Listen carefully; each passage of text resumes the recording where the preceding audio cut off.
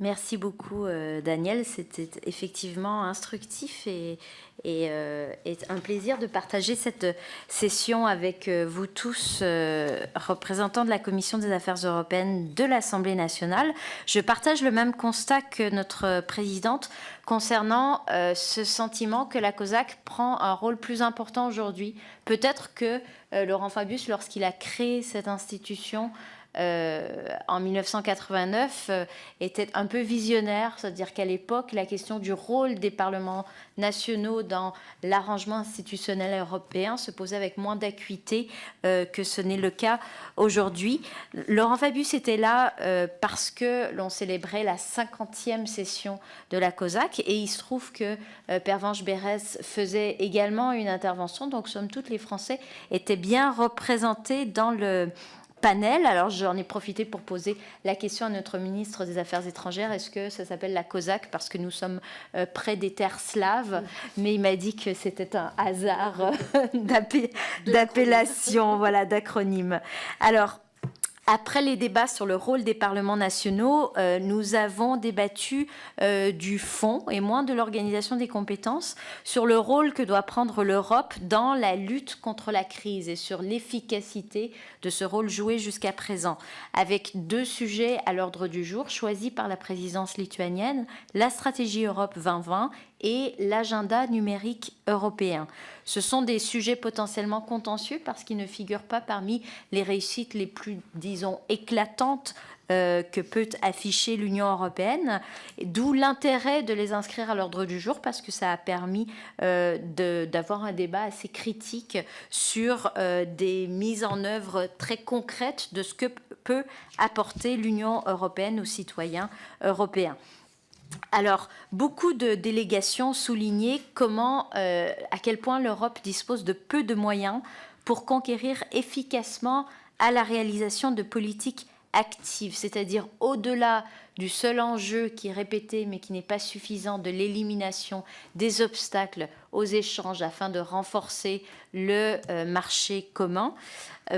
Eh bien, comment faire avancer dans les domaines de l'emploi, de la recherche, de l'innovation, de l'éducation, de la lutte contre le changement climatique ou du combat contre la pauvreté, comment mettre en œuvre des politiques actives lorsque les moyens ne sont pas au rendez-vous, avec ce paradoxe qui est un véritable paradoxe politique que ceux qui sont les premiers à décrier l'inefficacité de l'Union européenne sont aussi les premiers à défendre un budget à la baisse, alors qu'on sait bien qu'il n'est pas possible de mettre en œuvre des politiques actives sans renforcer le budget de l'Union européenne. Du coup, et certaines délégations l'ont souligné, il arrive que l'Union contrevienne directement à ses ambitions et les partenaires des États provenant des États les plus vulnérables, je pense en particulier à la Grèce et au Portugal, l'ont particulièrement souligné puisqu'ils sont confrontés encore aujourd'hui aux ravages sociaux qu'imposent les prescriptions budgétaires européennes lorsque celles-ci sont très rigoureuses. Mais au-delà de la question des moyens, les discussions ont révélé que ce dont manque cruellement l'Union, c'est avant tout d'un profond renouvellement de son logiciel idéologique. Et c'est aussi en ce sens que ces discussions à la COSAC étaient intéressantes. C'est parce qu'elles étaient politiques. On était au-delà de l'affichage diplomatique et de la bienséance du ton lorsque des parlements de toutes les nations européennes se retrouvent. Non, à l'approche des élections européennes, les parlementaires présents se sont interrogés sur le sens que l'on veut donner à l'Union européenne. Alors, pour ce qui concerne la stratégie Europe 2020, eh bien, le constat de l'échec de la stratégie de Lisbonne était largement partagé, et il a été souligné que cette stratégie Europe 2020 ne peut reposer sur les seuls instruments du marché et de la dérégulation. C'était en particulier le sens de l'intervention de Pervenche Berès. Plusieurs parlementaires ont aussi relevé que peu de progrès sont possibles sans un budget européen ambitieux, en particulier sur les dépenses liées à la recherche et l'innovation dans le cadre de cette stratégie Europe 2020. C'est plus manifeste peut-être encore pour ce qui concerne l'agenda numérique européen. Alors il y avait un consensus politique, très certainement, sur le principe d'inscrire le numérique à l'ordre du jour européen. C'est bien d'ailleurs ce consensus, on l'a également rencontré à l'Assemblée nationale, c'est une bonne chose. Il y a très clairement une volonté politique et une prise de conscience que le secteur du numérique est porteur de croissance et d'emploi, ce d'autant plus si les États travaillent ensemble sur le sujet. Là où le consensus n'est plus là, c'est que dès qu'on dépasse les seuls sujets de l'abaissement des obstacles aux échanges, que ce soit dans les transactions bancaires, dans les transactions en ligne pour les consommateurs, dans les réglementations nationales qui encore freinent les échanges par Internet. Eh bien, l'idée qu'il faudrait mettre sur pied une stratégie industrielle européenne, comme il y en a eu une dans le passé concernant la CECA, la Communauté européenne du charbon et de l'acier, comme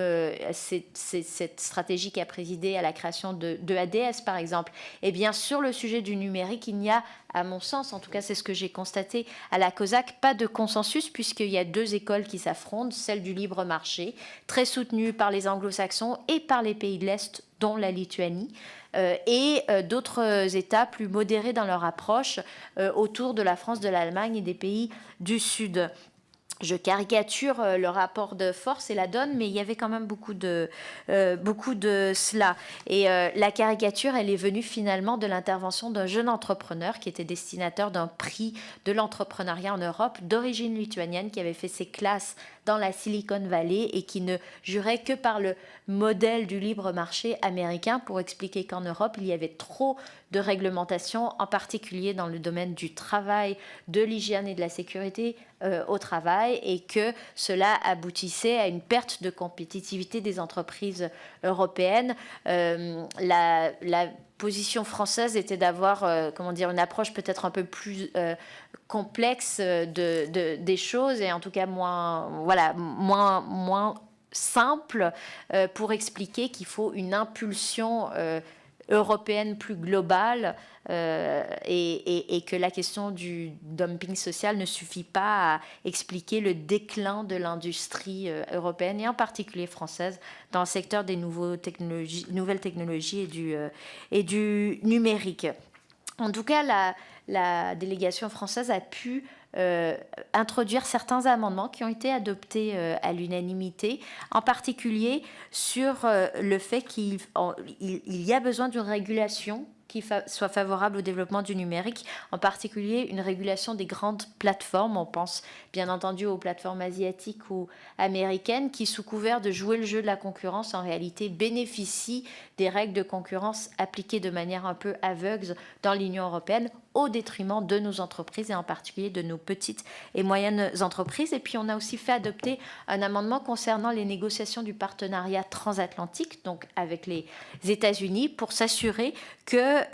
soient pleinement respectés les intérêts légitimes de nos entreprises. Donc là aussi, l'idée que ces négociations doivent se faire sur la base de la réciprocité, si possible du juste échange, et que derrière les intérêts de nos entreprises, bien, il y a la question des données personnelles et qu'il faudrait que les entreprises américaines qui veulent commercer de manière réciproque avec l'Union européenne le fassent en respectant la législation en matière de données personnelles. J'ai d'ailleurs été personnellement très étonnée, mais d'autres délégations l'ont souligné, que cette question des données personnelles soit absente des conclusions du Conseil européen qui s'était tenu à Vilnius quelques jours auparavant. Et du coup, une mention a été ajoutée dans les conclusions de la COSAC pour signifier que les parlements nationaux de l'Union européenne sont très sensibles à cette question et qu'ils espèrent que les chefs d'État de l'Union s'en saisiront. C'était avant que l'Allemagne adopte une position très vocale sur le sujet. Alors, pour conclure, lorsqu'on observe ce fonctionnement interne de la COSAC, on observe des rapports de force intéressants entre les États du Nord et du Sud. Ce n'est pas nouveau, mais avec la crise, avec les mécanismes de révision budgétaire nationaux, c'est peut-être plus marqué en France. Et la France, à ce titre, a un rôle à jouer de lien et d'intermédiaire entre le Nord et le Sud, qui n'est peut-être pas encore totalement perçu. C'est également vrai des rapports entre l'Est et l'Ouest, qui sont très présents, lorsqu'on se trouve à l'Ouest, on se rend compte à quel point, par exemple, question du partenariat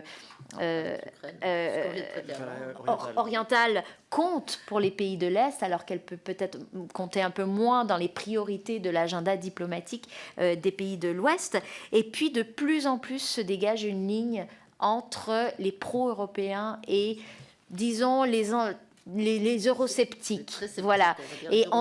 au point qu'on peut se demander si les élections, si cette COSAC reflète vraiment et l'émanation des parlements nationaux, eh bien la ligne de fracture des prochaines élections européennes, elle va peut-être se jouer là, au-delà des débats croissance-austérité, au-delà des débats autour du budget, elle va se jouer sur plus d'Europe ou moins d'Europe, et quel rôle pour les parlements nationaux et les institutions communautaires. Voilà les quelques réflexions que m'ont amené à pousser à avoir cette participation à la COSAC, qui est un exercice intéressant parce que finalement c'est une occasion unique d'être confronté directement à d'autres représentants nationaux en provenance d'autres États de l'Union européenne. Merci.